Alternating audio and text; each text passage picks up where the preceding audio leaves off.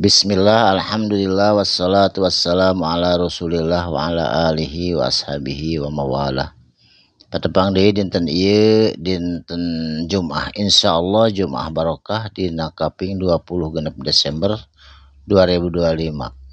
Masih dina suratul Kahfi ayat ka 58. A'udzu billahi minasyaitonir rajim. Bismillahirrahmanirrahim. Wa rabbuka jeung ari pangeran anjeun, tegasna Gusti Allah, Muhammad saur Allah. Eta teh Ghafuru, maha penerima pangampunan, maha narima tobat. Kisahna aya jami ganas-ganasna jami tos ngabunuh 88 urang. Terus datang ke hiji ulama atau ajengan, cek ajengan, mah maneh mah moal dihampura geus loba teuing ngabunuhna. Nah keclek we ditebas dewa ya eta ajengan sehingga 100 orang terbunuh ku eta jawara. Si jawara keur bengang-bengong bingung aya nuduhkeun tuh di lemur itu mentas walungan aya di dinya pasantren. Sok jung ka ditu, mudah-mudahan di ditu mah kengeng pituduh pangampunan ti Allah. Saterasna eta si jawara menuju hiji lemur keur di perjalanan maot. Tuluy malaikat unjukan kumaha ieu diukur mana lulus caket, ternyata caket keneh kanu dituju sehingga eta jawara kengeng rahmat Allah. Saterasna durrahmati ari Allah teh salian ti anu sok narima tobat jeung pangampunan, durrahmati anjeunna ngagaduhan rahmat kadeudeung ka nyaah ka makhlukna ka saha bae. Itu asa urang keur satobat pasti ditampina insyaallah ikhlas karena Allah. Saterasna law yu'akhidhuhum jeung lamun teh ama Allah nyandak ngadab hum ka itu jalma-jalma, ngadab pedah naon bima kasabu tina naon perkara kasabu anu geus dipigawena. Saterasna la ajjala tangtuna disegerakeun lahum pikeun itu jalma-jalma naon al azaba kana siksa.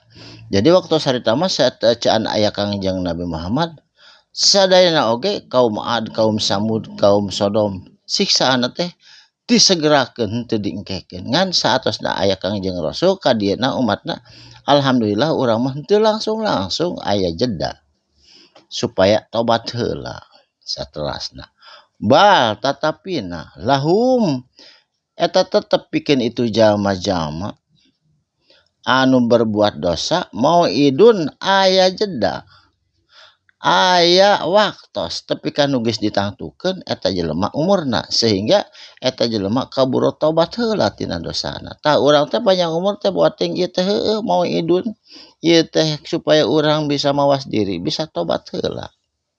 Saterasna la yazidu jeung teu bakal manggihan min dunihi selain ti Gusti Allah mau ilan anu bisa jadi panyalindungan mah aya kecuali Allah panyalindungan. Watil kalkuro jeung ari itu penduduk negeri.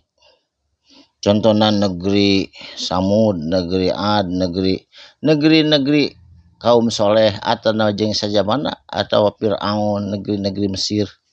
Ahlaknahum geus dibinasakeun ku kami hum ka itu jalma-jalma anu kafir. Lama dolamu samang-samangsa ketika manehna dolamu dolim. Waja'alna jeung dijadikeun ku kami limahlikihim kana eta kebinasaan maranehna mau idan aya jeda. Jadi bisa tobat heula henteu langsung. Sok diberean heula diwaktuan heula supaya bisa tobat. Saterasna wa idz qala jeung inget samang-samangsa qala nyarios saha Musa kana Nabi Musa li fatahu kasobatna Nabi Musa tegasna Nabi Yusa anu diajakku Nabi Musa hayu urang neangan tanding sabab kuring teh can aya lawan anu bisa ngelehkeun tek neangan guru anu bisa ngelehkeun kuring nya Allah ngawahyukeun kudu mapai ieu lautan disarengan ku Nabi Yusa. Saterasna la abrohu jeung moal eureun kuring ruh alatul lelempangan hatta ablagu sehingga nepi ka hiji tempat naon tempatna teh majama'a perkumpulan atau pertemuan bahraini dua lautan nyata laut Aqobah au amdi atau ma eureun-eureun lempang hukuban ratusan tahun lilana can manggih eta guru atawa lawan palam mamangka samang-samangsa balago nepi ka hiji tempat majmaahnya eta pertempuanana bainihima di antara dua lautan siap hilap Nabi Musa hutahuma kana bekalna anu tos dicacanak ti ditu keneh nyata lauk jang tuangeun di jalan siap dihidangkeun.